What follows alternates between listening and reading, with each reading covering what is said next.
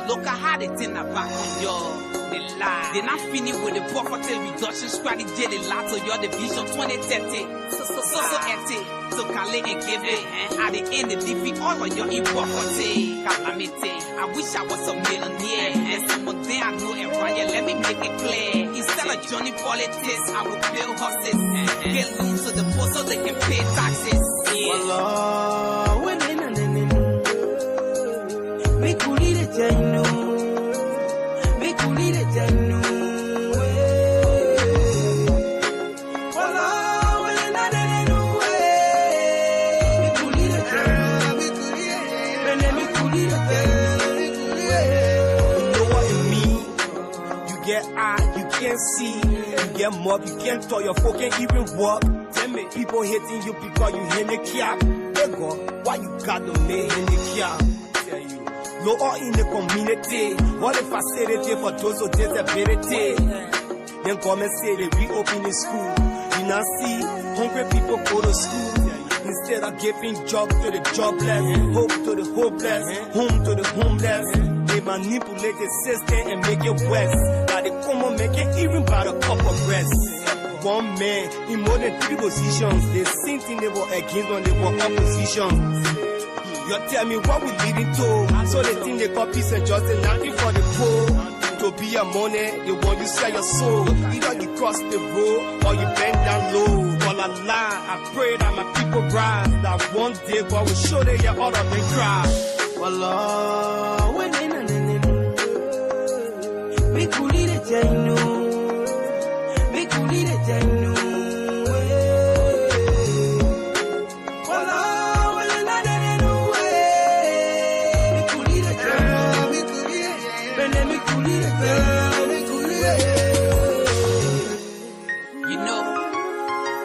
When I see my country blessed with all the natural resources, and yet and still I see my people living in abject poverty, then I question myself, where have we gone wrong? I just wish I had the power to share the national cake, so everybody can have a taste.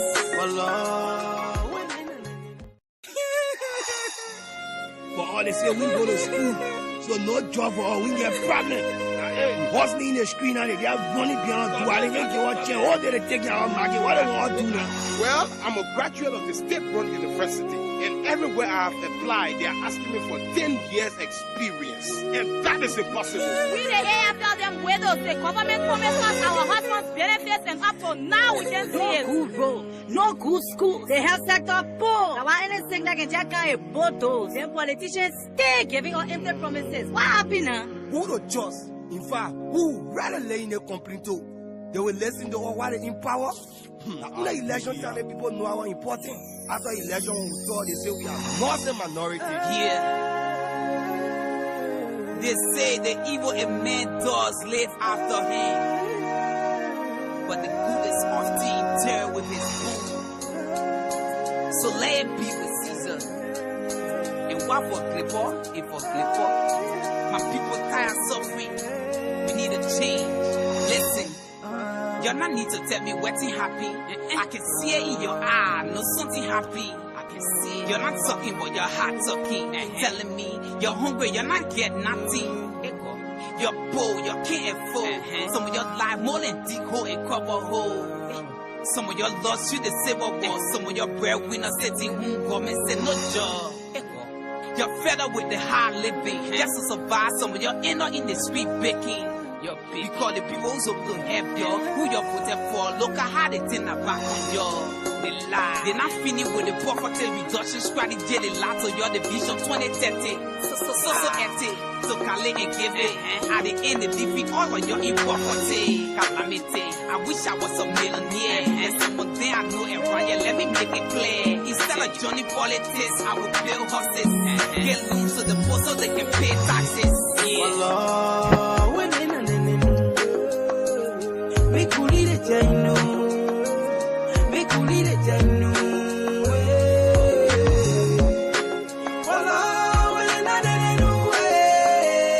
me kuli de jayno, me kuli de jayno.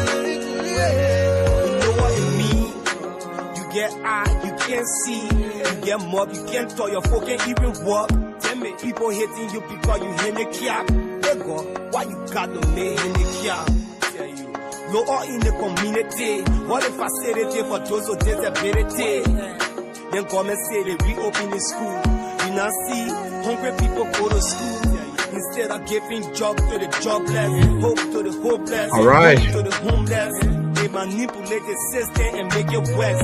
Now they come and make it even by the cup of rest. One man in more than 3 positions. The same thing they were against when they were opposition. All right. All right. That's what it is. Either you bet the goal or you bet that low for that now. Indeed. One day God will show the year every one of them cry. And that's what it is. Again, today having to be the last day of the week for our segment. And first thing, I would like to apologize to all of our esteemed followers for keeping you guys out of sight for 2 days. We've been out of our studio for 2 days now. We couldn't run the random and discussion on the humanitarian conversation. And yesterday we couldn't run the women health talk, man. So we want to say sorry to you guys for the inconvenience that it may cause you. We didn't do it out of our own control, but we have some circumstances beyond our control that couldn't allow us to run the show for the 2 days. So I would like to say welcome to the humanitarian conversation. Okay, good evening, good afternoon. Based on your location, wherever you're watching from, my name is Morrison, Dassin Jr., and this is the Humanitarian Conversation. The Humanitarian Conversation is a podcast that highlight major human interest stories and development in Liberia and other part of the world. Today is Thursday, having to be the 30th of October 2025, and today having to be the last day of the week and the last day of our discussion in October. So what do we have for you today? We'll be discussing on our topic today, the role of education and training in career advancement. And we'll be joined by our guest, a Liberian who experienced some resilience during the Civil War when he was kids. And then all of a sudden today, he's a full-grown adult. So he will be joining us on the show today to elaborate on some of his own personal experience and what are kids going through in this very orphanage home. So if you are just joining, I would like to say welcome to the Humanitarian Conversation. Alongside with my colleagues, we're going to drive you through for today's edition. So gentlemen, welcome to the conversation.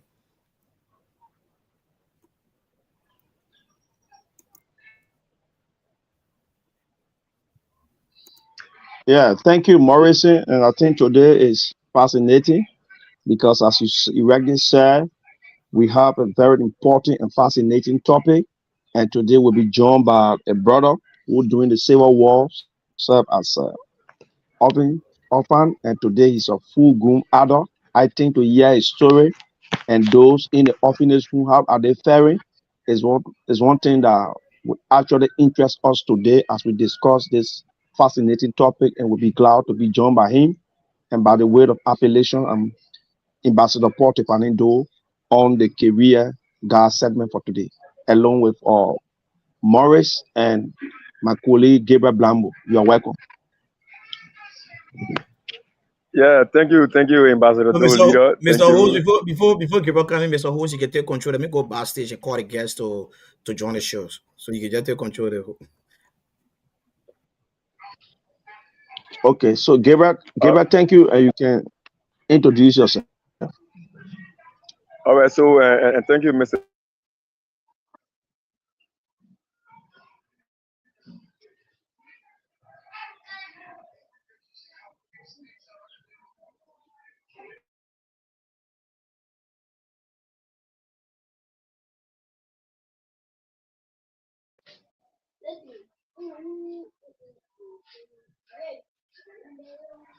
For October. Today is our last day on the show for October, and then you'll see us next Monday, which will be November. But it's interesting for us to know right, concerning the issues that we are facing.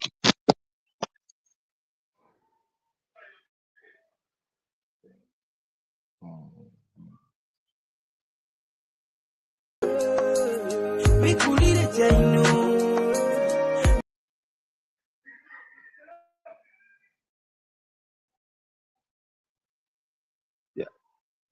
Gabriel, are you there? Because I'm sure that you are also facing similar thing too at your own side, right? So once again, I'm Gabriel Blamo, and I'm happy to be here.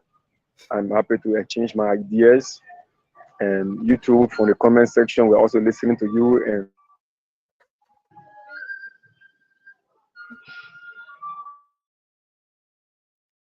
I think the network gave us serious problems. So in particular, whenever Gabriel having network issue, I think you should just come in and then pick up from there until Gabriel can reach on.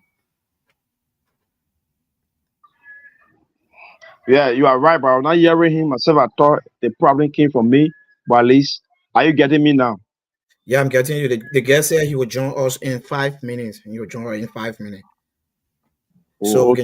we can So, just continue on our discussion and then.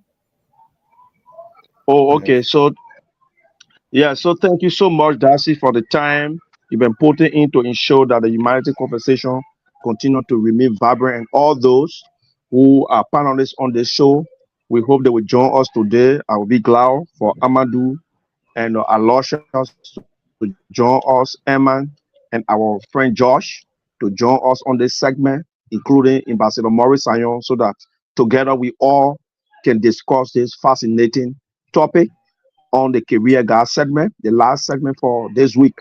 So today, as you said right there, we will be discussing the role of education and training in career development. So the career guide segment, or Darcy, is a segment that bring out the potential and identify the potential of young people. So this topic, the role of education and training in career advancement, is a topic that provides the opportunity for people who already have a career to see the need that while it is true that you're in your career, but you need some level of education again and some level of training, because education and training play a pivotal role in career advancement across various fields. So today, if I am a professional teacher, that is my career. That is the career that I try to pursue. But that does not mean because I am a teacher, so I cannot advance. I cannot advance the career. Like for instance, maybe I go into the teacher's college and then I obtain C certificate, and I'm just complacent in that career path. I just complacent, no time to advance myself, no time to go for training, because there are other people who obtain their career without getting formal education. Because we say training has to do with skills, and education is the application of knowledge gained through training. So there are people who today, for our country, Liberia, there are people today who obtain their career they are on. Some of them they are carpenter, they are mason, they are not going to school. They learn these things by following people in the field. They got practical knowledge. But what can you do to advance your career? Because what you need to do to advance your career, the training that will allow you to acquire perceived skills that will help you improve on the job site, is when you try to go to school or to attend workshop and training, it helps to carry on what we call personal development. And personal development has to do with the confidence and self-efficiency that you will have on your job. The next thing, the role education and training play in career advancement. It leads, it promotes long-term career growth. It promotes long-term career growth. So what we are saying, once you have any field of study, you should not be complacent about that job you are doing. But when you are doing that job, you should also take into consideration going to advance yourself or attending workshop. So if you are working like for instance, I was trained in 2014 when I was working with Action Control Affairs as psychosocial officer. I am not a mental health clinician, but because of the outbreak of Ebola virus in our community, in our country, we were trained. But every Friday and Wednesday, the office will call us back for additional training to help boost our confidence and to also provide critical thinking skills and problem solving and foundation for us. So today, despite I'm the host, but we all need to discuss this topic, the role of education and training in career advancement. There are some questions I would like to throw out to some of you before you give your own input as to whether you can provide some insight and what do you have to say. So Dassin and Gabriel, some of these questions we have been asking ourselves. What role do you believe education plays in advancing one's career? What role do you believe that education plays in advancing one career? So I will pause for now and listen to you that you can make your input as we discuss this fascinating topic on this Career Guide platform. All right. So thank you so much, Ambassador Do. Firstly, I was waiting Kenny to at least give my own personal input, or based on the question you asked, I think I would just provide few things that what education plays in the role of human. So one is education play a vital role when it comes to skill development. That's one. Education play a major roles into access of opportunity. Access to opportunity education plays that role. And the education also play the key role into innovation and entrepreneurship. So for my end, education also play global competitiveness in the human capacity building. So I believe based on this, for my end, if an individual trying to achieve certain thing in learning, they should focus their attention on some of these key things that I just listed. But I would give the mic over to my colleagues, and then later when I come back to give my own personal view on it, then I'll go through all of these personal goals that I talk about for the benefit of our audience. So basically, this is it for my end.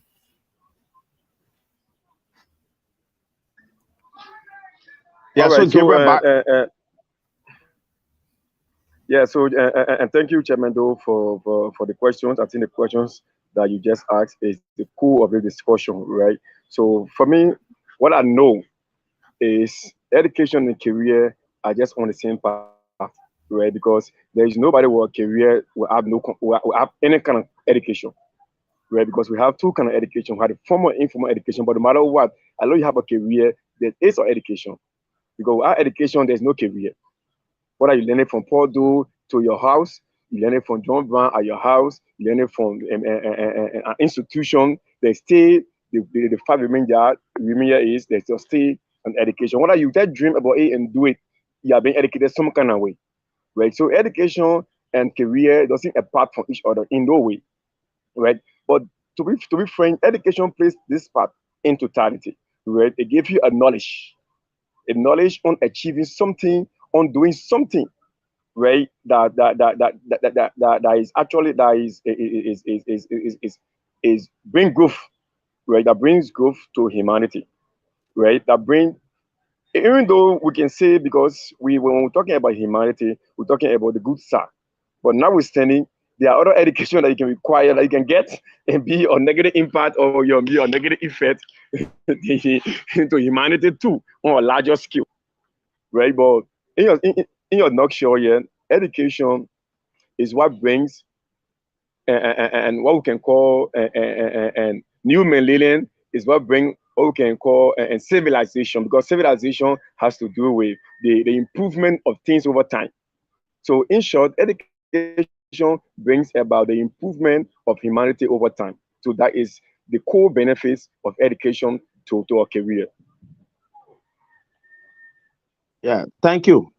Thank you, Gabriel, for your input. So, Darcy, back to you. Darcy, you talk about one of the thing you talk about in your explanation, talk about personal development, that Skill development, education, skill development. skill development. And I wanted to agree with you. So, what skill do I need? What skill do I need when I am a classroom teacher, trained from a teacher training college, and serving in such position for more than 10 years? What extra skill do I need to help me sail smoothly? Oh, okay. So if you talk about the skill development, number one, first, like you said, right? You are a classroom teacher and you've been on the field for a very long time, like 10 years. And I believe the 10 years you are spending in that field, you've been having a series of challenges that you can tackle from your end. So what can you do to move smoothly, right? You get your personal skill as an instructor. So outside of the classroom, you have something at your home lab, let's say preschool or after school. Let's say after school. If you create the after school for students, so that when they leave from school, they will be able to come to your after school to gain more knowledge. I think you are paving the way for yourself. You are making things smoothly for yourself. That is one part of it, that you are attaching a skill development within your field, because you go in the classroom, you teach, and then out of the classroom, students still see you to be instructor that are having your own personal after school. Get it? After school is very important, that all teachers in that country should see how best they can prioritize, because it help your student advance ahead of their lesson. It help them advance ahead of their lesson. So you serving as a teacher, if you talk and say what extra skill that you need, I think based on that, if you can look in that direction, you'll be aiming at a greater advantage over your colleagues. So, thank you. Thank you. Yeah, so today, if you are just joining us, we are discussing the role of education and training in career advancement. As we all know, education and training play a pivotal role in career advancement across various fields of study. And whenever we have a career and we feel complacent, we feel so complacent that we don't want to have any additional education or training, it leads to even your boss lady or your boss man or your bosses not even promoting you at your job site. Because once you have a career, you must also have what we call personal development skills. You must also believe in personal development, things that you can do extra. We call that extra curriculum activities, things that you can bring to your profession. Because first of all, we need to understand, when we talk about career, we talk about a long life skills, skills that go with you for your lifetime. So if you are in a position and serving your career and you cannot develop, you don't have personal development skill, I feel that you are somebody who is complacent. You are somebody who, even at your job site, you may not even have a salary or structure. You may not have good salary because your job is not even impressing your bosses. But to make your bosses feel your impact in any entity or organization, your personal development skill is very important, because you cannot serve one position for more than 10 years, for more than 5 years, and there is no improvement from you. You must be creative. So your inability to advance yourself will allow you to always be at certain level that is not good for you. So skill development provides a fundamental covenant for somebody who's seeking more knowledge to advance their skills. So education and training in career advancement, it also leads to lifelong learning mindset. When you have the mindset of improving your career, you will always have the ability, you will always think of going to attend workshop, going to attend more training to help develop more learning mindset for you, so that you cannot be on a job doing one thing over and over without results. Thank you. That's it. You can come in. All right, thank you so much. I would like to say welcome to the Humanity Conversation. The Humanity Conversation is a fascinating podcast that brings you all the happening relating to human interest, stories, and development in Liberia and other part of the world. Today we are being joined by our guests, our own brother from Liberia. Uh, there is somebody that went that experienced the resilience when it comes to a child being away from their family. So we are glad to have him today on the Humanity Conversation, and he will be giving us a few details about what he experienced coming out as a kid and what he experienced for his own understanding what Liberian kids are going through, most especially those that are living in orphanage homes. So I would like to say welcome to the Humanity Conversation, my dear brother. Thank you. Yeah, Thank you. for the benefit of our audience, I think you just come in and just give introduce yourself, and then the rest of the panelists can come in from there. So welcome to the conversation. All right. I want to thank you first of all. My name is Ambassador JT Barkolleh, Appellate by Tribe, and like one of me as someone who I came from the background like orphans. So having to get a background, orphans background, I don't take it to be an obstacle in my life. So I take it as it was a condition. So for that reason, as I'm proud to identify myself with all those people who fall in that background. So I would like to applaud all of you who have the same heart. Some of you who don't have that, some of y'all don't have that background, or you have never experienced that type of, I call it like coming up, like someone came out like a parentless children, but not that we were not on the street. We all was to a confined area. We came out in a Christian background. So for that reason, I deem it necessary to work with everyone who having the intention or who having the heart of doing humanitarian work. All right, Thank you for the work you have been doing. Thank you. all right. So thank you so much. We are in studio with Ambassador Port and Apido and Gabriel S. Blamo. So Gabriel, we have our guests in studio. Any words from you guys before we can go into our question and answer?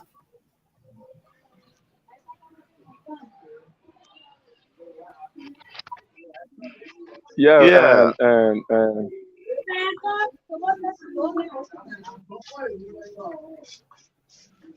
all right. So and thank you, Ambassador Barkolleh. Thank you for actually meeting us at this time and to share your experience.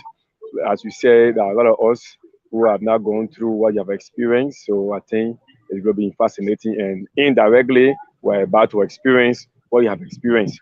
So I want to say thank you for meeting us at this time. Not just us who are on the streams, but there are other people who are backstage, and other people who are in the comment section who are just watching to get your experience and also learn from them. So I want to thank you for meeting us, and we are more and happy to have you here. Thank you.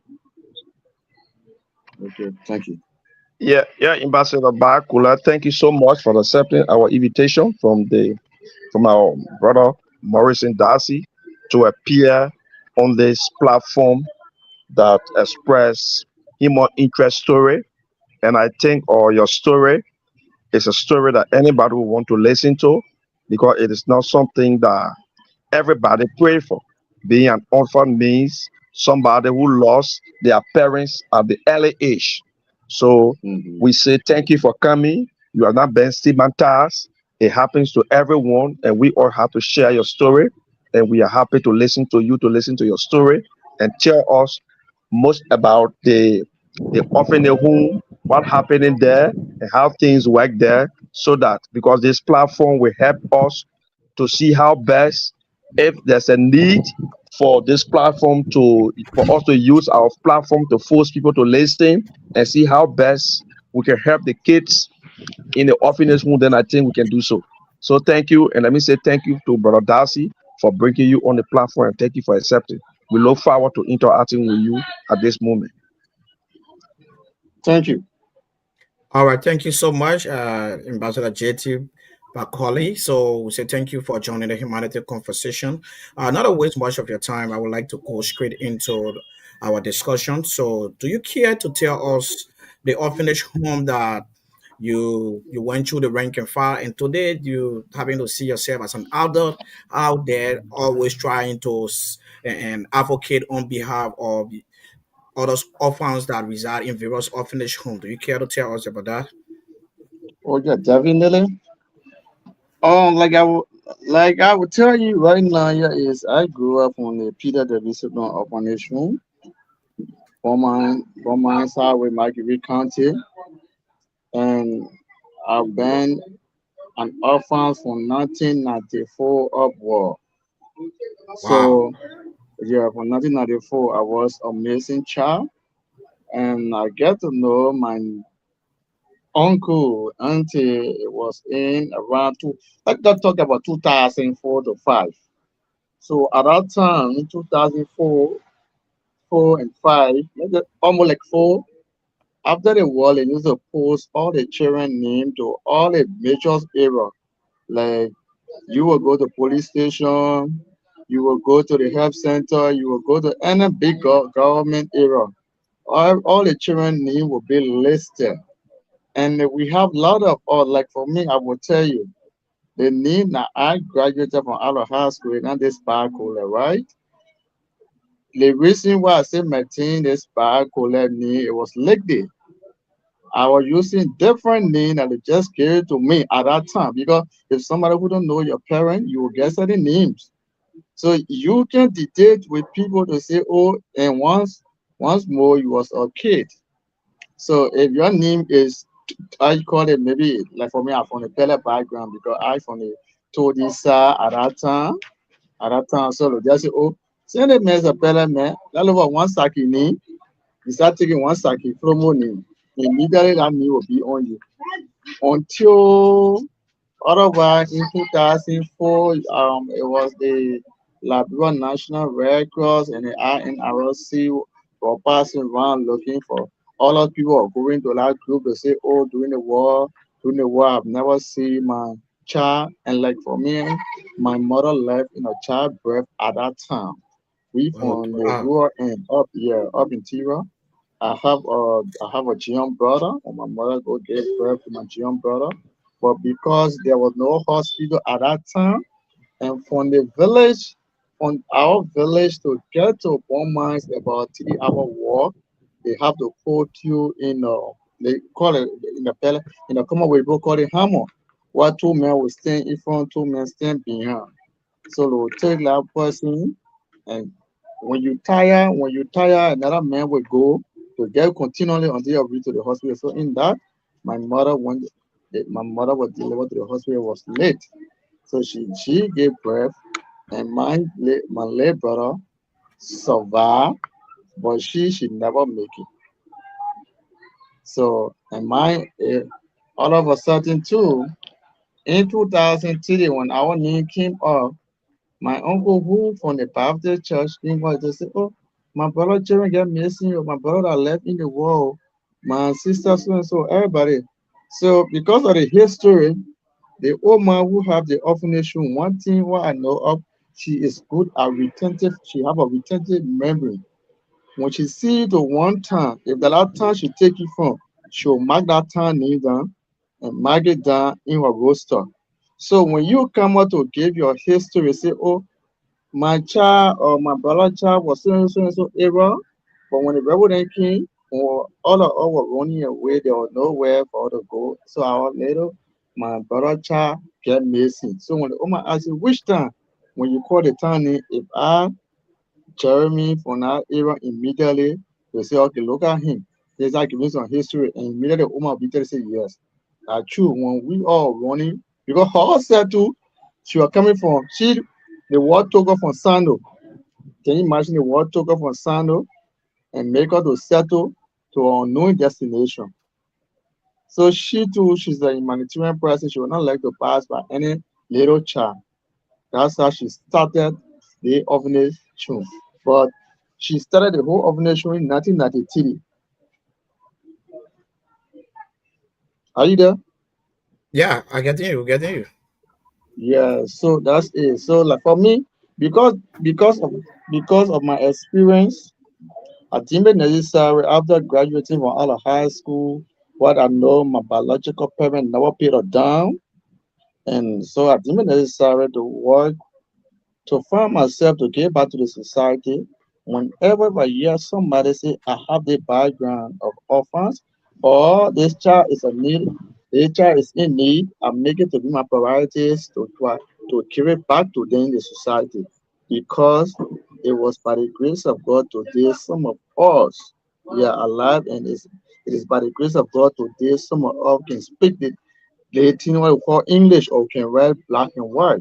So if it was not by the grace of God, by this time, one like me, I will not be opportune to sit here or for you how to communicate. Maybe the next word going to become from my wife will be the pele or different thing.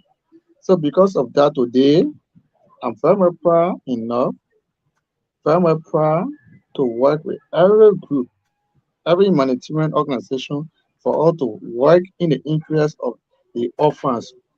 The orphans is not something like I will always say, not something that everyone pray for. You don't pray for that. You don't pray for orphans in your life. You no one pray for your mom or your father that, but it's because of condition. So in that, like here in Liberia, government cannot focus on orphans.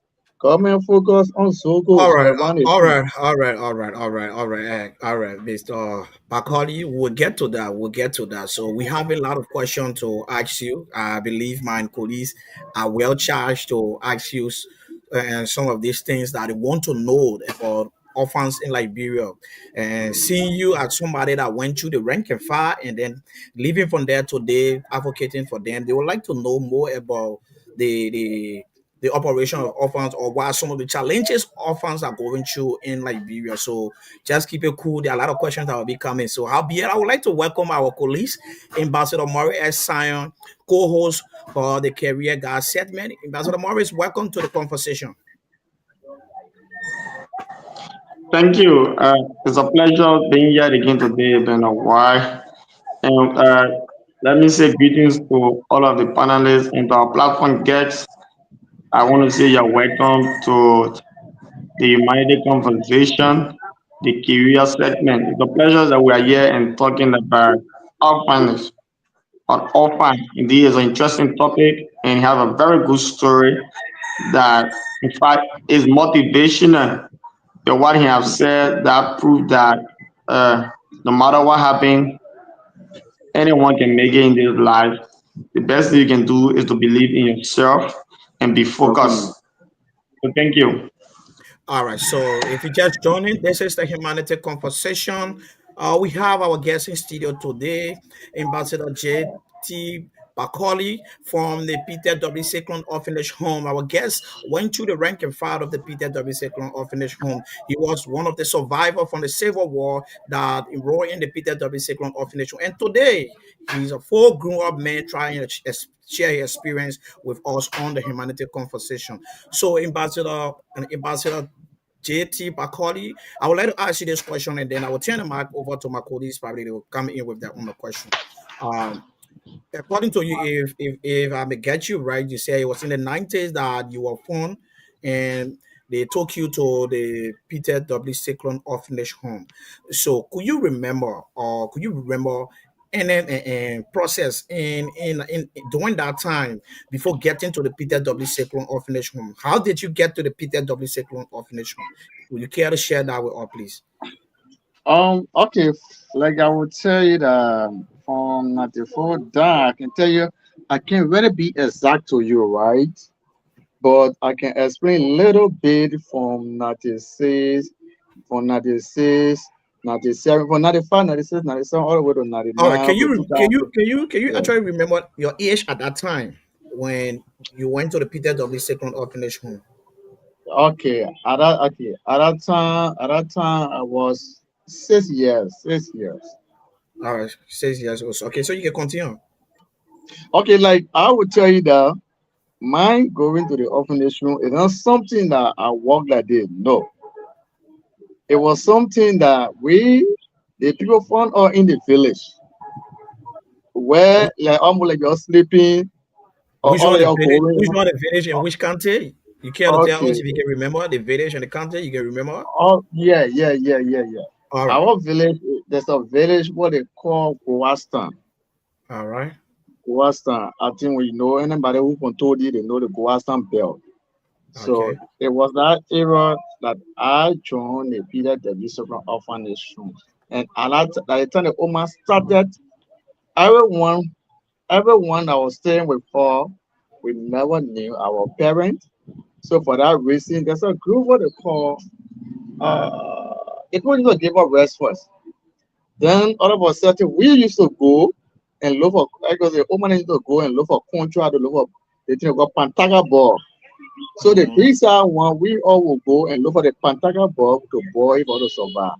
Sometimes the cassava, sometimes the pan cabbage, all of for the big we out there at that time, some baby boys, maybe around 10. So when you 10 years or 8 years, then you become a mina. So you are the B side one. So those guys then they didn't want to look for pan carriage for us. So like myself too, when in the 90, like I said, 96, 97, 98 too, myself too started going to in the bush to look for pan carriage too for those who age are below 5, you know, 4, 5 and 3 to survive too. It's a gradual process. What I want to know is this: during the Civil War, like you said, you personally ran to the Peter W. Sigmund Orphanage Home, or there was a group that was just picking children from the street during the crisis and taking them to various orphanage home. That's what we want to know, so that other people No, that are following okay, can know the actual story, how you got to the Peter W. Sigmund Orphanage Home. That's what we want to know all right. during the Civil War. Okay, like I will tell you here is I was with my that's it. When my and I told you like my mother gave a birth and she left after she gave birth, let's just say childbirth, my young brother survived. But at that time, the medical doctor or the nurse took my young brother. So for that reason, my own uncle, he now no he didn't have any children. But then when Guastan fall, all everybody escaped. Myself too. Uh, That's how I jumped behind the old man who running the institution as a little boy. Everybody getting going son. So I don't know my right direction. So when where the old man was going here on rest there, they say, but then who get a labor? Only pele in my mouth at that time.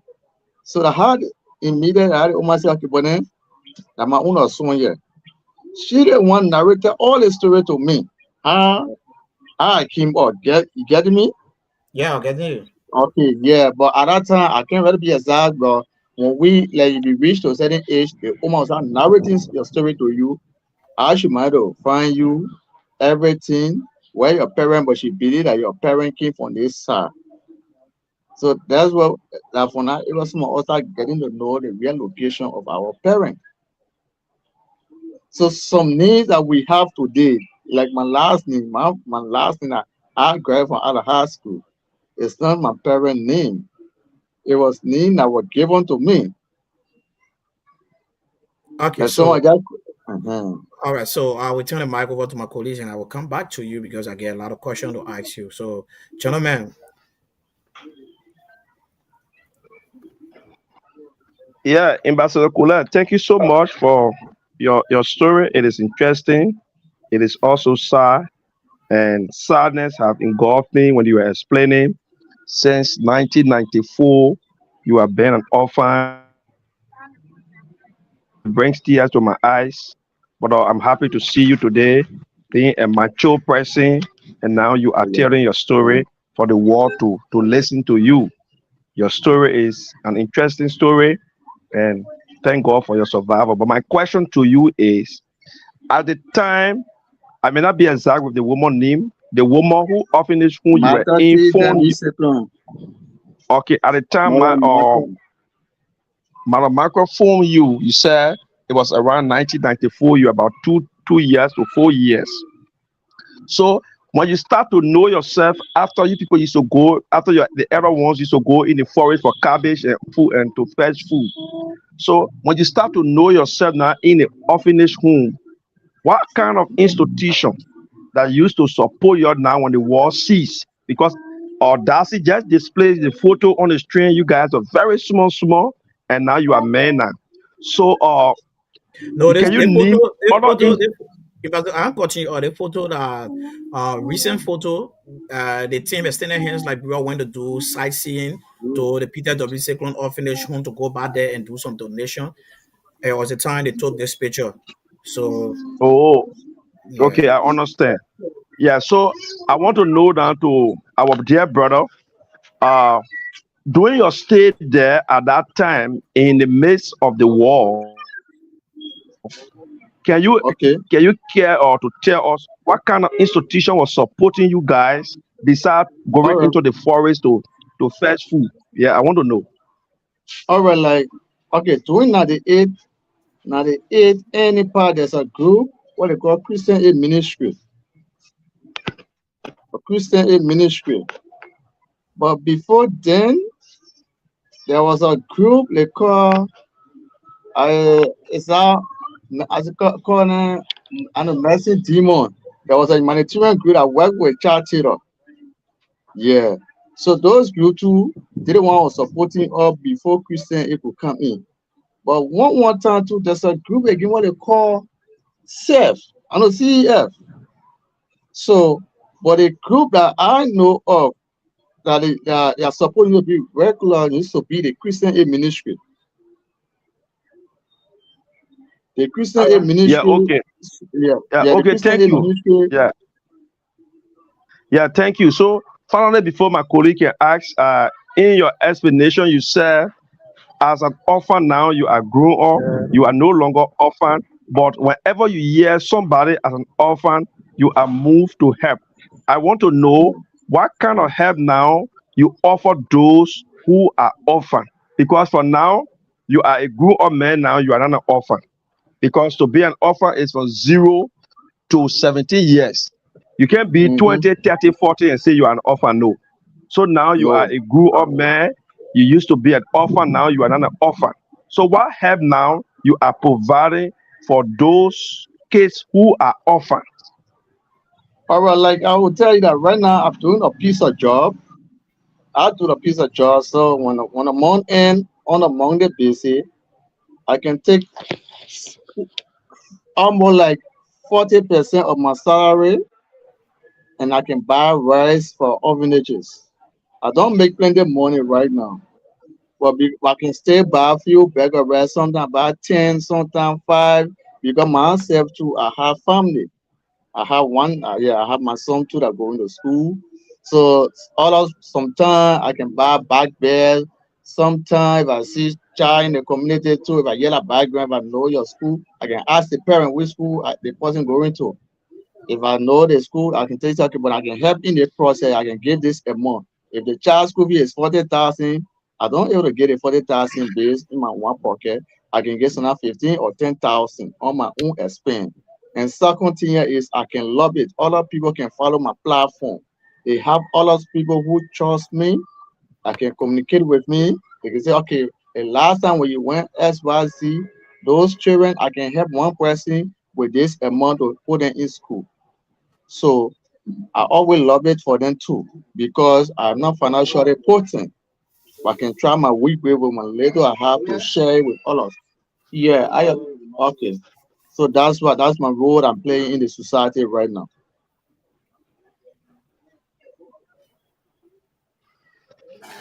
All right, Okay, so thank thank you. you. For my end, it's okay. All right, Gabriel, you can come in. All right, yeah, and thank you, Mr. Barkolleh, for actually, as I said, and actually and getting on this platform today to share your story. But I want to know, right? I want to know, where is that God sent? Where is that God sent? That heaven sent?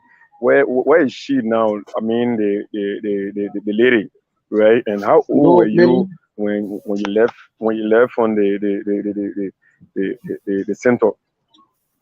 all right, let it is Mata T W Cyclone, get her name correct. Mata T W Okay, Cyclone. So okay. Matter. Yeah, Mother Matter. All right, sorry, Matter T Okay. Debbie second. So where is she now? Where is she Okay, I now? was And how what old were you when you left from the program? all right. I was at the age of 19, because the Christian Aid Ministry came up with a proposal. Their proposal was to say they can support a child from 1 to 18, from 1 years to 18, or from 2 months or 1 month to 18 years. So when you are 18 years, what they do is for you here is at that All right. time, yeah, they will give you, when they releasing you, they will give you one sewing machine with $75.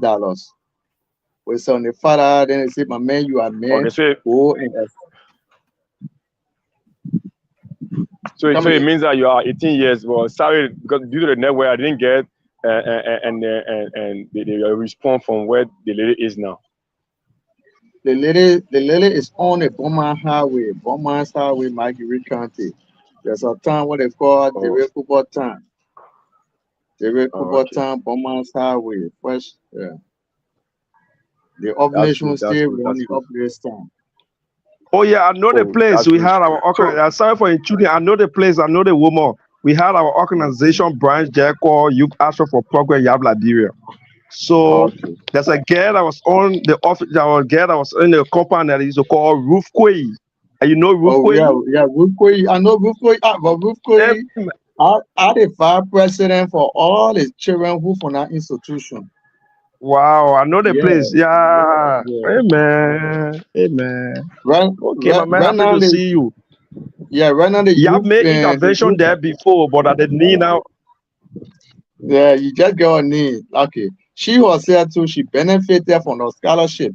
When she graduated from that area, there was no means for to extend her learning. It was through the grace of God.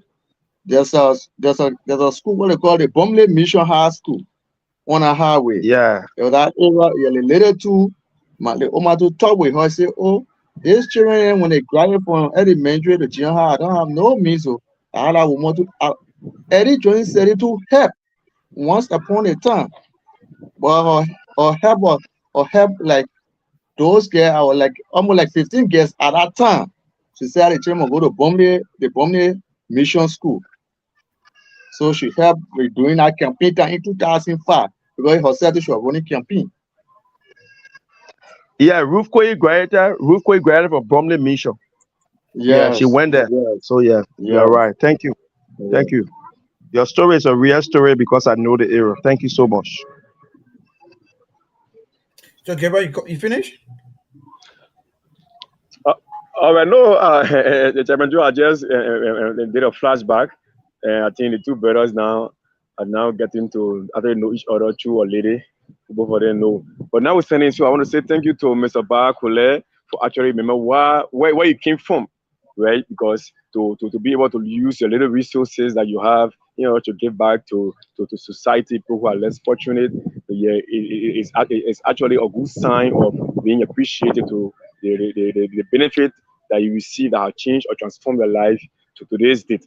So I want to say thank you for that. But I want to know, because there are a lot of essential questions that already been asked, right? Yes, but I want to know, right?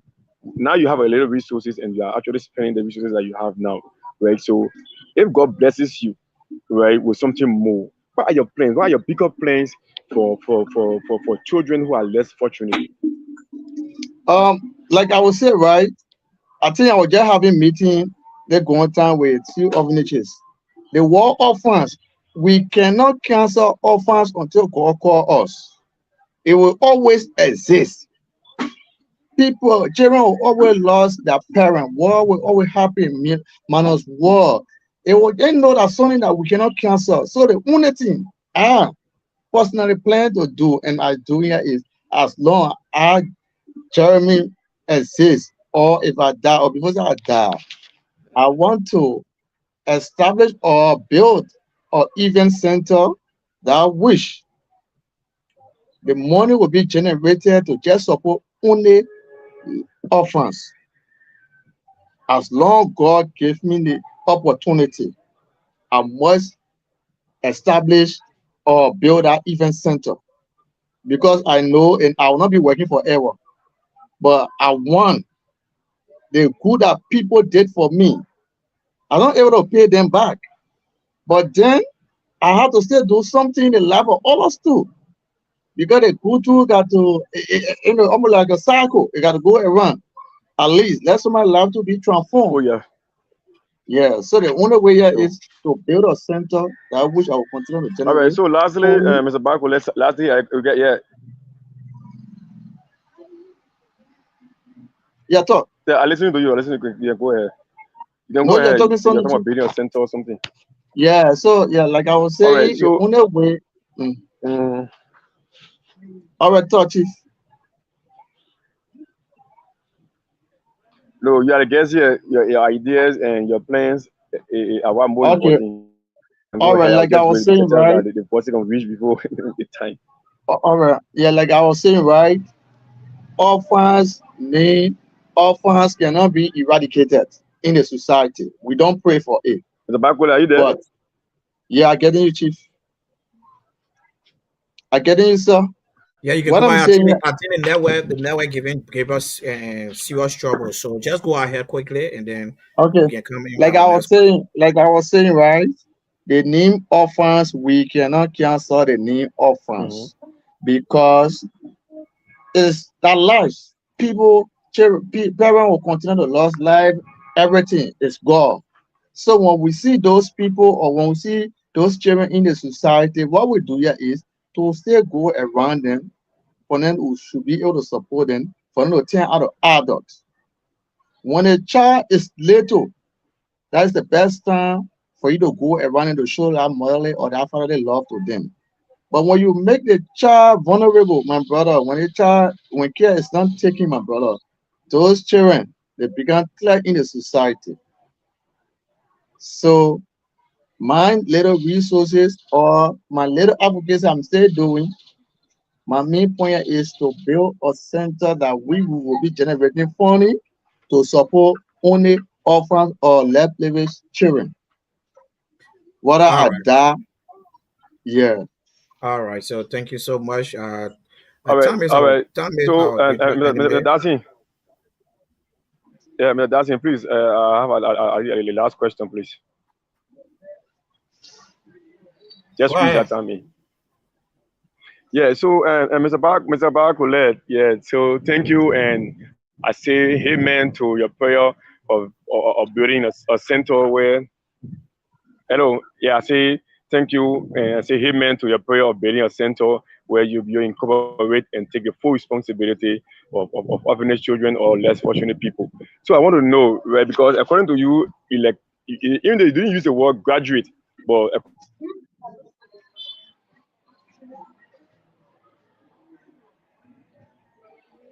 The I'm network not getting giving you. Gabriel serious problems. So Gabriel, we advise that you leave the studio and come back later. Yeah. So, okay, Ambassador JT Barkolleh, thank you so much for explaining your side of the stories, coming up as a kid and seeing yourself and leaving from the Peter W. Cyclone orphanage home. So, Gabriel, your network giving you serious problem. So I have to allow you to leave the studio and come back. You okay now? The network still giving you problem. So, Ambassador Kode, okay, I want to ask you this question. How was life with you at the Peter W. Cyclone orphanage home before leaving from there? And what are challenges orphans go through in Liberia from your personal experience living in an orphanage home? Okay, okay.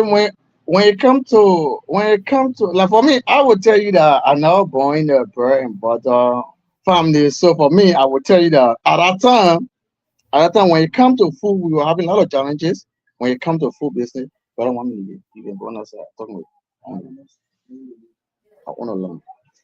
So like I was, yeah, like I will tell you, yeah, is during that time, even though we have a lot of challenges about food, medicine, safe drinking water, because we still used to up to this time we still used to go to the creek to drink water, to go for our drinking water, put it in bucket.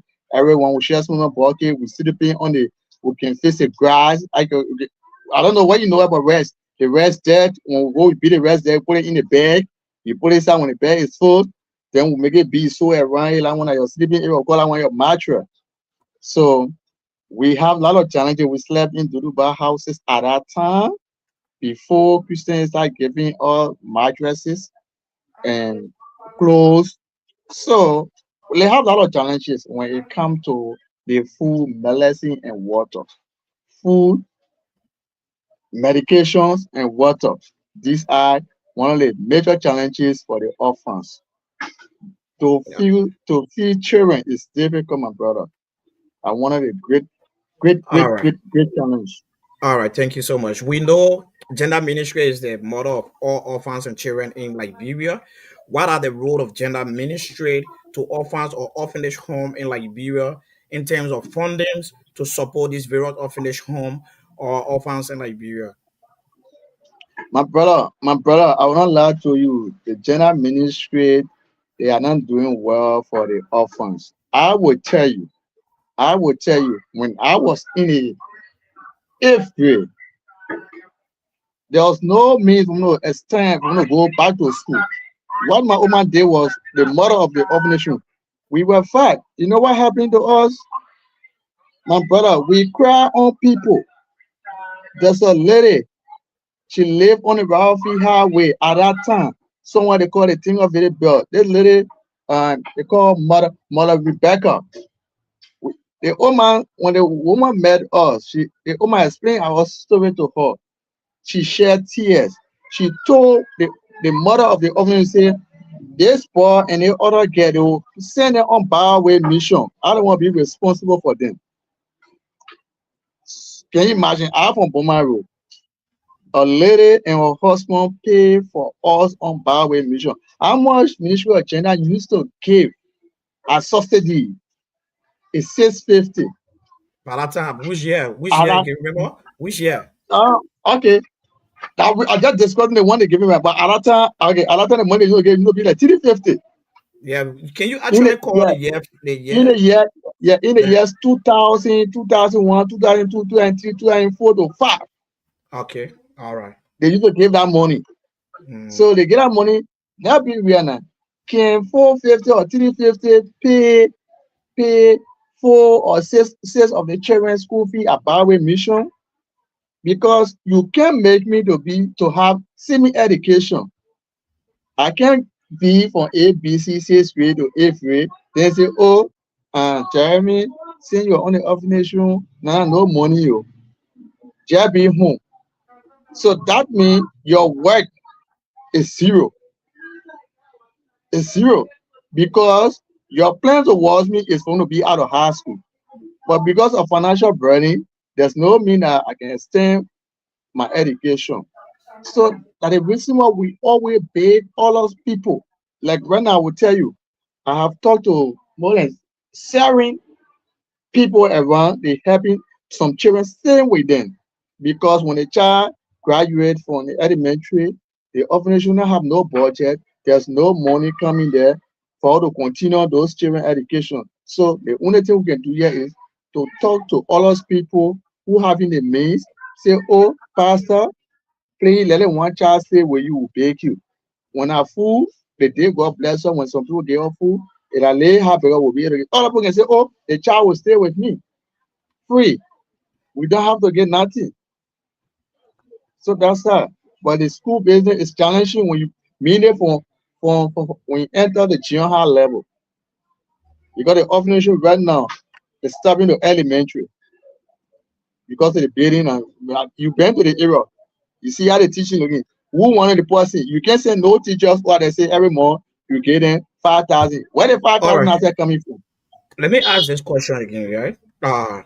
We we know that there are lawmakers in various constituents, right? Like in Mangibi, I don't know the area the orphanage home is located. I think District 4, right? If I'm not Yes. mistaken, District 4. Yeah, Have district you 4, that district 4. Yeah. Have you guys ever take upon your time to reach out to the various laws makers, telling them about these children and the living condition of these children and what are challenges these children going through to see what could be their approach towards, and you guys complain to them? Have you guys ever think about doing that? My my brother, I will not lie to you. We we we did it, we tire, and I will tell you that organization that you see, the former president, Ben there, Josh Weah, Come to extend his former president Nigeria. Josh Weah drove over there, and he knows what at that time. All the representatives that you think about in Mike, we kind of need us senator, they know that area. Emmanuel Nukweo, the Mangio, the Emmanuel Ya, Yeah, Ellen Ator. reason I'm asking you this question, look at this video. Because when the team extended hands like we went to the Peter W. Siglon Orphanage Home, they had an exclusive interview with the head of the orphanage home. And some of these videos that they brought to us, the school, the condition of that school were kind of deplorable. And the head said that he was crying out to other organizations, non-profit organizations, civil society organizations, well-meaning Liberians, to come to his aid to see how best they can renovate the school, because the school was affected by a heavy storm. If you look at this video on the screen, you see the head of this orphanage home in interview with our team. So when I saw this video, it was so discouraging. And I asked myself this question: why will people get a lawmaker or permanent people in society and then allow orphanage home to be in this kind of a condition? That's the reason I asked you this question. How many times you guys have reached out to this individual to ask them for assistance on behalf of these children? My brother, serious occasion until ourselves now we are tired. Serious occasion. Now one, now two, now three, now four. Several occasions. The only time you will see all lawmakers be running going over there because the woman over there, she's very much influential. All the women listen to her for that reason. When they were campaign time reaching, you'll see all of them running to that woman. Woman, we need your support. By the time you see someone carrying 10 bag of red, 20 bag of red, oh man, we'll see what to do. All everything are still promises. Ambassador Do, can you look at this video? Can you look at this video? Let's be honest. Look at this video and listen to what our brother's saying.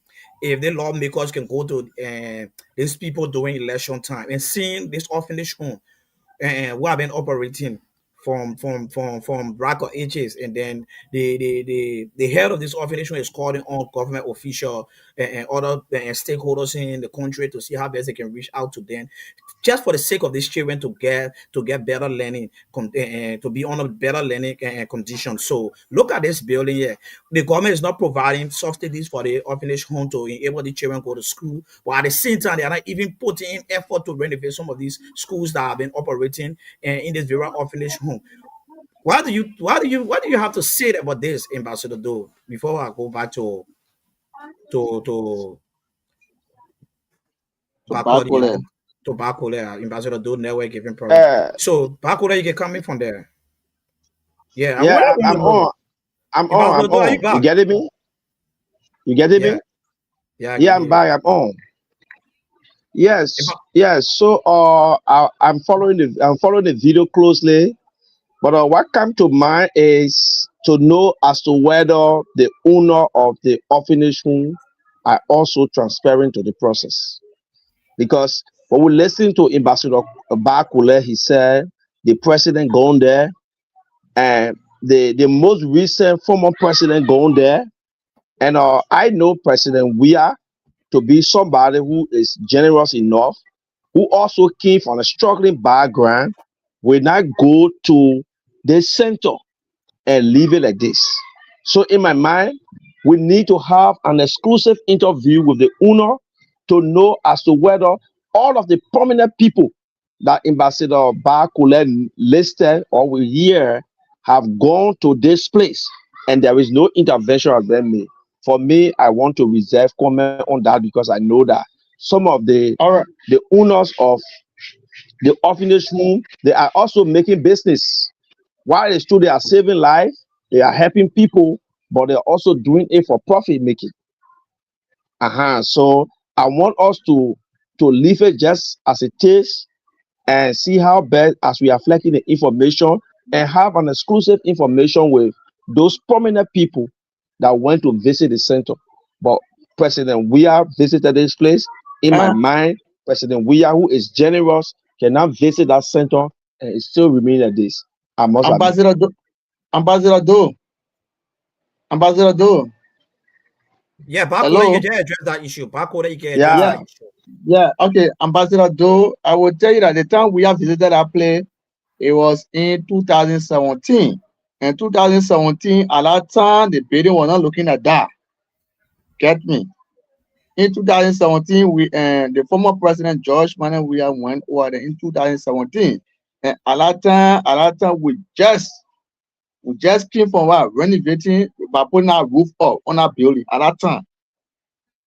But the only thing that he promised and what many the former education minister Dawu Ansu Soni knows that area well and she know the Oman well. When it comes to transparency, for me, I will tell you clear for sure. It's not good to put a neck on chopping board, but when it comes to Mother Matati, David Cyclone, and that of Peter David Cyclone, my brother, I can tell you that God can first, but in transparency, I can tell you they are 100% transparent when it comes to that orphanage home. That orphanage home have no support.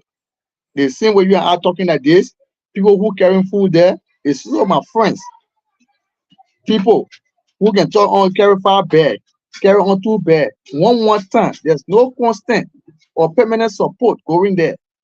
The school to pay the children, I got to pay teachers who are there. Everyone I will talk to what is a volunteer thing. How much? I just talked to some people then free because of what? Yeah, everybody that school, it's saving All the right. whole community. So Barkolleh, I would like to hold you there, right? The team is Yeah. the team Ambassador Do said, I think our team member was in an exclusive interview with the head. And I listened to the video. The head of the orphanage home said something. I would like to play the actuality so Ambassador Do can listen to it. If he would like for us to still invite the head of this orphanage home to the podcast so that he can elaborate on some of these things for he to understand, it will be okay for us. So Ambassador Do, how you see it?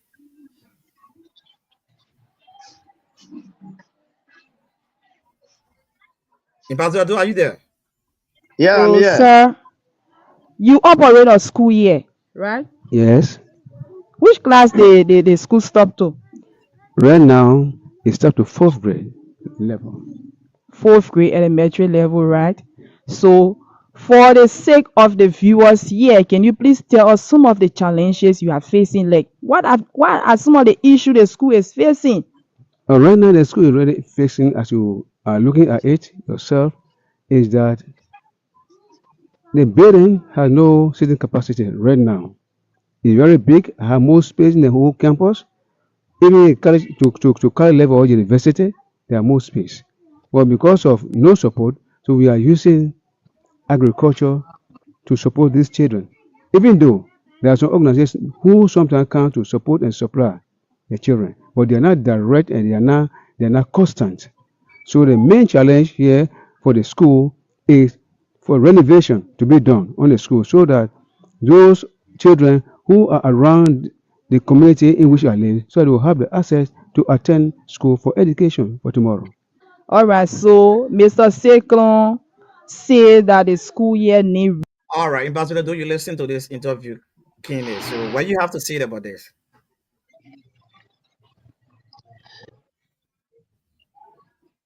Yeah, the interview is clear. I listened to the interview, but my point here is my brother, the head of the school, strike a point.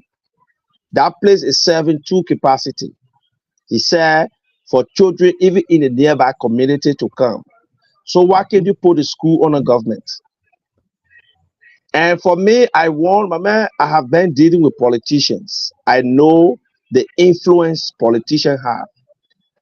There are top people that go into the place there.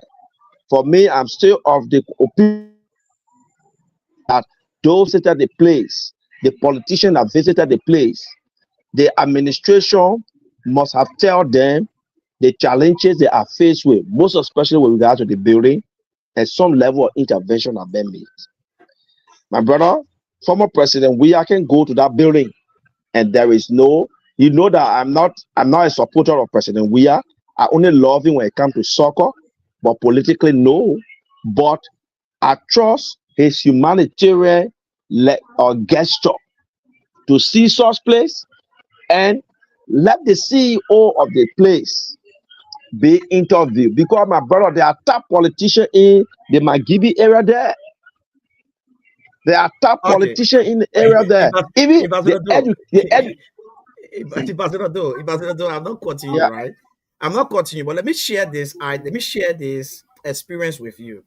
Like you see in the video on the screen that the CEO of Extended Hands like Thelma Edward interviewing the head of this orphanage home, and everything the old man is saying, for me, I 100% believe it, because one, when the team went to go do this and then they got interviewed, after they got through interviewing this old man, they went in the various town to do some interview, ask community town dwellers to ask them some of the challenges, and you will not believe the challenges that the people are going through in that identical town. The straightforward.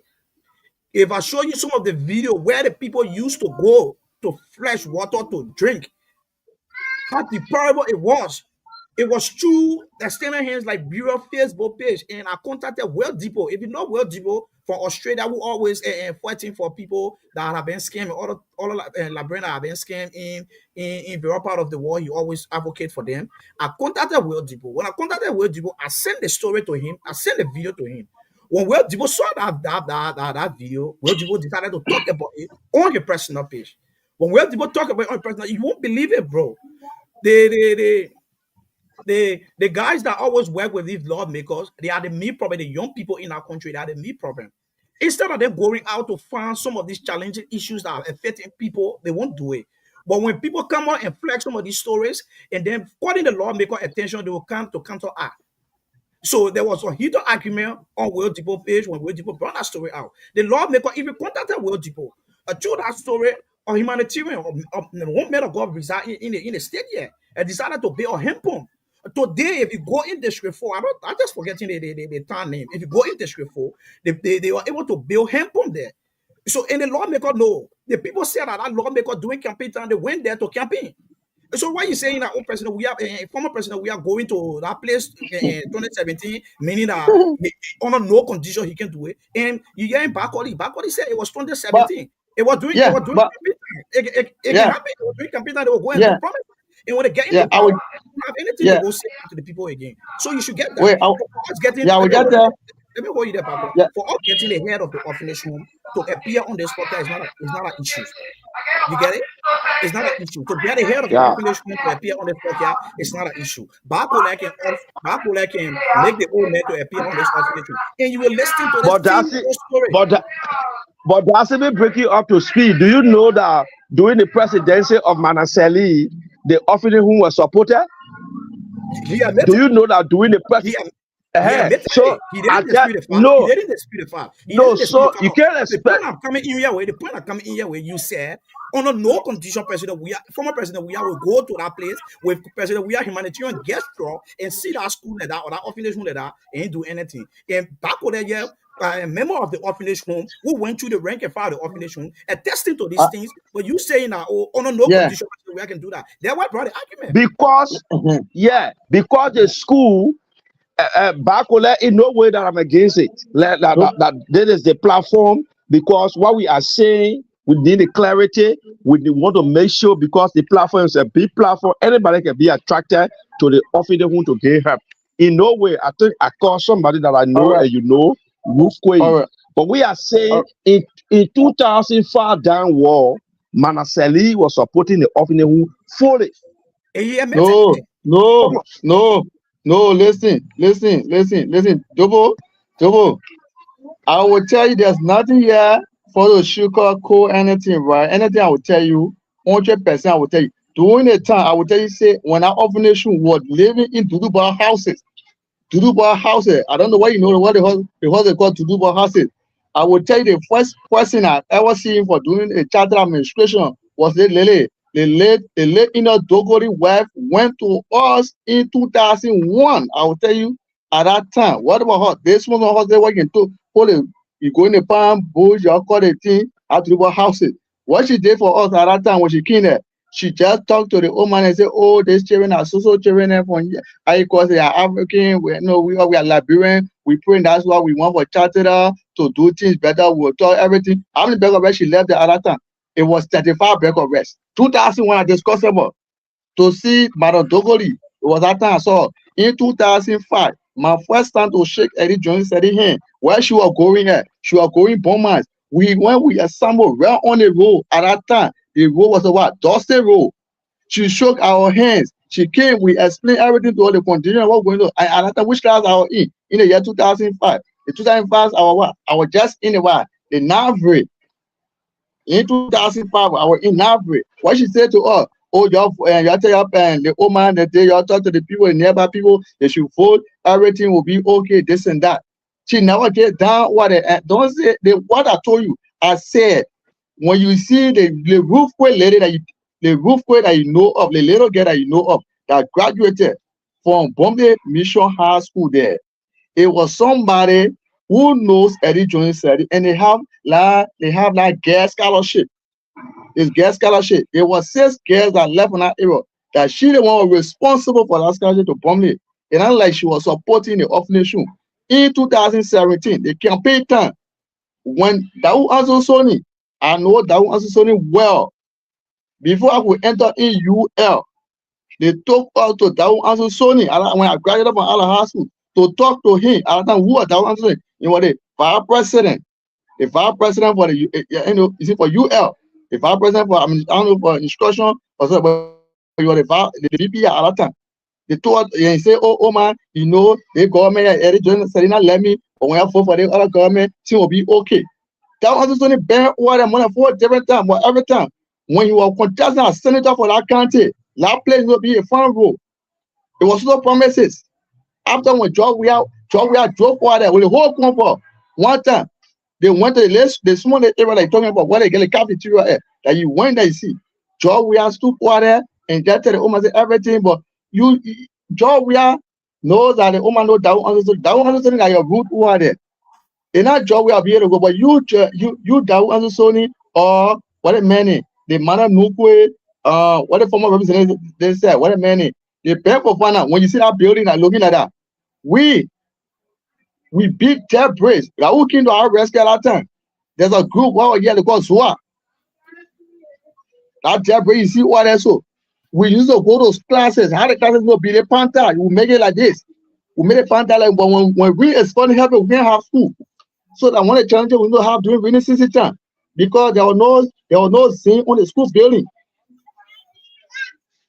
So don't put your neck on chopping board. Say I can say George we are I can support George we are I can support any politician whosoever to say oh the president go over there. And I will tell you if you know Dawu Azosoni, Dawu Azosoni say whether you not take George we have to that orphanage home. The Carrasco, I know Carrasco, all of them went over there. So it is what it is. What you have to say. Yeah, we don't have to be doing this. Yeah, Oh yeah, so we are not, we ain't know, it's just for the guests to provide more clarity to convince our many listener and to also convince me on the platform, because we know that people that are operating orphanage home, while it is true that they are there for humanity, they are carrying on humanitarian services, but they are also doing it as a business. It is the responsibility of gender ministry to see how best they can tackle all of the fake orphanage homes that are operating in Liberia and pay attention to the real orphanage home that are registered under them. And so, how can you determine as to whether this other orphanage home is fake or it is not fake? But what we are saying is that you can know. General ministry is the model the people can carry on assessment. You are registered under general ministry. The general ministry will go and do assessment to your orphanage home. So if general ministry can still determine that. My brother, when Christian, we're not doing that work. Like the problem are there, they're doing that work. No, so we can just blame the general ministry now because I'm not blaming general ministry. I mean, they provide clarity on what you said. I come in. So let me tell you, that orphanage home we are talking about today used to have direct support from the US. That orphanage home used to have support from the US. That orphanage home. I know the woman. It just maybe that they need, but that time I had organization YAP. We established YAP in that time. My brother, I think you know what Morris. I know Morris Brown or Morris Weir. You know Morris Weir. I know Morris Weir from David Kubotan. Get this support from the US, mean that okay, David Kubotan. No. Darcy, I want you to understand that when you have, I'm not saying that a government giving them support. I'm just trying to tell you, if a family or an orphanage, if an orphanage who receiving support from the diaspora, there are so many things. Even our brother Barkolleh admit that the orphanage who used to receive support from the diaspora, there are things they used to receive from the diaspora. So it means that they were not only receiving material things from the diaspora, they were also receiving cash for the upkeep of the place. So I'm telling you too. All right, like I will tell you, right? Let me just bring a little history. Like the Christian ministry I was telling you about. When at that time, Christian aid ministry.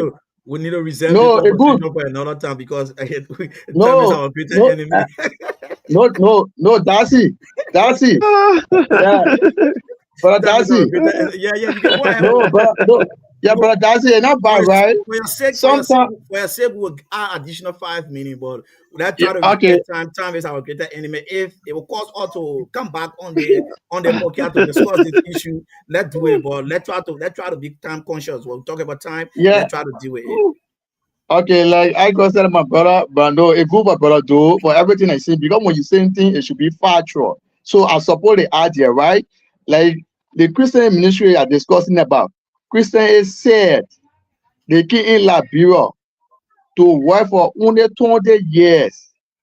20 years contract. That's what they came for in Liberia. So when they were supporting all the orphanages or the orphans around at that time, what they used to do, all teachers used to make $35 per month. All security made $25 per month. All course made the same $25 per month. So they get a course and the caretakers, all of them make the same $25. The teachers made $35. Then the proprietors and the proprietors, both parties made $45. I give you everything here. That's what they used to make. And they used to pay everybody who gives fake numbers to you. So all those teachers that will come, the Oma and the Papa, they used to take their own salary. Because Christian will tell you, I just pay only 4 from this session. And you have in school that going to other time the school or something to where it says way in around I can call that thing said when you go up into when we do the pantage that day when children having dancing thing. I can do it, and you know for group you don't enter, you do the state that how we to go for classes. Before Swat, that Swat came in, Swat said, we'll give you a thing, but you'll be your own blood. I wouldn't want to beat our bricks. So you see there? Mr. So nothing. Mr. Yeah, Mr. yeah. Ambassador Koller, you were not in administration. You were just a student, and I'm not quite sure you were clogged with sensitive and classified information. So I don't want you to speak to that. For me, I want you to understand that the orphanage home, I know the orphanage home used to be one of the hottest orphanage home in around Boma region there. I just called Morris that you know very well. It was Morris that took us there because we knew even before reaching to the orphanage home on our side of the house, on a decent playground there. That's a government area there. So my brother, we are saying that, look, my brother, I will tell you this. At that time you were a student, while it is true the old man used to love you from the place she took you from, but a certain information, classified information you don't have. So let us know. It is our prayer, it is our hope that our platform, people listen to your story. Your story is interesting, and I really want them helping the students that are there learning, because I saw the building. I said, when you explain your story, I felt sad, I cry. If I somebody who had a hand, I could go Kakata now to make some donation. And one day I also control an institution here. I will do the recommendation to my CEO and my team to see how best we can. I think I want year for you. Yeah, Okay. yeah. So I will see how best I will convince them, and we'll see how best we can make some intervention. But I want to tell you, my brother, people leading orphanage home, while it is true they are providing humanitarian services, but to them they need backing. But we stop this far because of the sake of other Liberians that are there. Thank you so much, and it was nice having you here. I All right, wish so we thank can you so connect much. on the social media. Yeah, thank you so much, All Ambassador right. Joe, and thank you to our dynamic guest, Ambassador JT Barkolleh. Thank you so much for sharing your experience with us. So time is our greater enemy, but before we leave you, one of the All right. panelists left the studio due to bad network, and then he just dropped his question in the comment section that I will read out to you, and then you can just answer it like 1 minute, and then from there you give your parting comment, and then we'll call it a day. But another thing we will need from you, if you can talk to the head of the orphanage home, like Ambassador Doe said, because Ambassador Doe is one person who like to do things straight forward, and when he talking on behalf of something, he want to know that the thing he talking on is factual, and he will knock your chest when it comes to anything. So we appreciate if you inform the head of the orphanage home and allow us having an exclusive interview with him on this platform. So thank you. So I will just read the question the panelist Ambassador Blamo said. How did he met his blood relative after he left their homes? So you can answer that. He said how you met your blood relative when you were with the Peter W. Cyclone Orphanage home, how you got in contact with your blood relative and how you left the home. All right. It was the nurse. It was in all of the nurse that was taking care of the little boy when I think around 3 years. It was 3 years. So at that time, she gave my particular to her. Say, oh, the woman that left in birth, she was having one labor too. But the labor, they just see him too.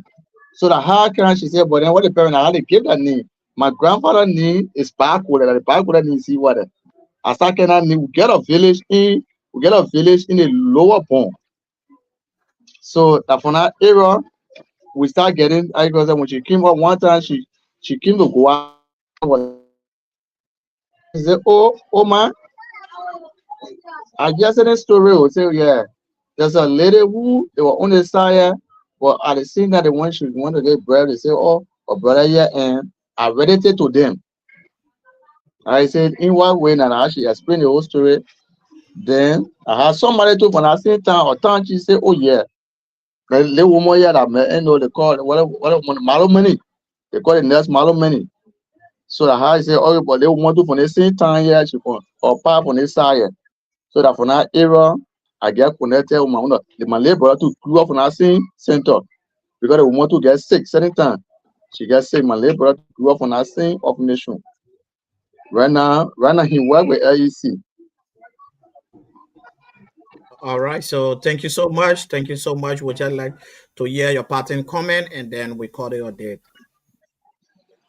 All right, the platform I would like I cross a lot. What I would say here is brother though, yeah, I like a business and I like one business good when doing everything. It should be your word should be factual. Nothing should be like and like you want to make things fun for you to get money from other people. I want to go check behind it. It's not factual. So I like your precedence is good like that. And I would like for the platform too. I'll make the platform too to be my own platform too. Anytime you can call upon me, I will be waiting. And a cooperation, we all can work together as a team. So I All right. appreciate you all for the time to give to me today.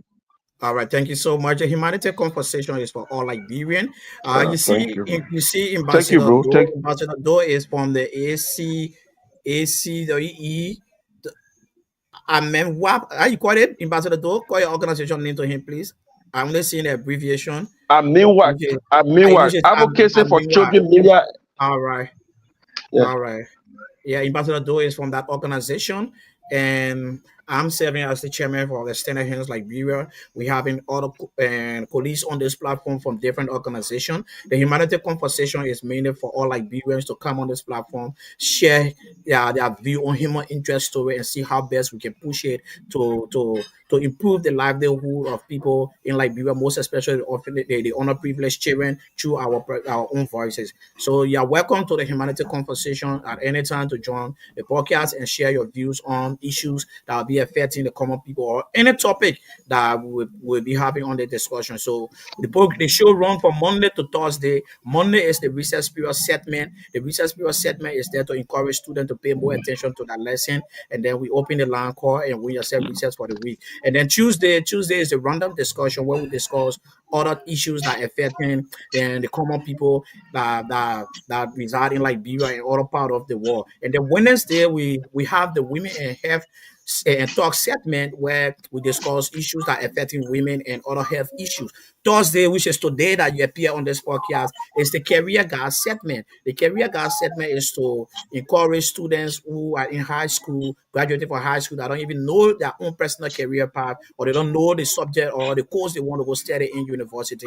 This segment is there to invite guests from different expertise to come on this platform, share their own personal story on their personal field of studies, and then people that are watching that want to be in that field can know the challenges Can that I it come with comes with. me? So thank you so much for joining us, and Ambassador Barkolleh, thank you so much for joining us. And All right. we are looking forward to you to bring the head of the orphanage home, the Peter W. Second Orphanage Home, on this podcast so that we can go through our topic and then make us to understand some of the key What? things, the important things that need to be known about the Peter W. Second Orphanage Home. Thank you All so right. much. Yeah, but just at the time when you think. Yeah, we'll discuss that beyond at the back of the Okay. session. All All right. right, all right, all right, all right, all right.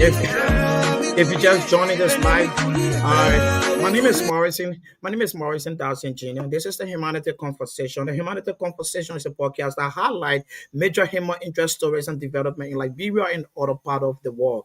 Today is Thursday, the 30th of October 2025, and happen to be the last day of the week for our weekly program. If you see or yeah again, it will be on Monday on our recess period segment. So please, we are encouraging you to please like and follow the Humanity Conversation Facebook page and also follow the Extended Hands Liberia Facebook page. You can also follow my own personal handle, Morrison Dassin Jr., to have access to the Humanity Conversation. So for today's segment, I would like to read the comment section. Those that have been following all throughout the show, we have in Aloysius Fifariche. Aloysius said, great show and important topic. Keep it up, guys. And then we have George B. Bede from, he said, I'm following from Thelma, City, Bome County, Western Liberia. Thank you so much, George. So far, these are people that dropped the comment in the comment section. And I would like to say thanks to all of our esteemed followers who have been following from the start of this podcast up to present. We would like to say thank you for sticking with us. And we encourage you to invite people to follow the Humanity Conversation page. Thank you ever so much. And that's how I would like to draw the curtain for today's edition with our team song. Now you see me here again, it's going to be on Monday. Thank you ever so much. You know, when I see my country blessed with all the natural resources, and yet and still I see my people living in abject poverty, then I question myself, where have we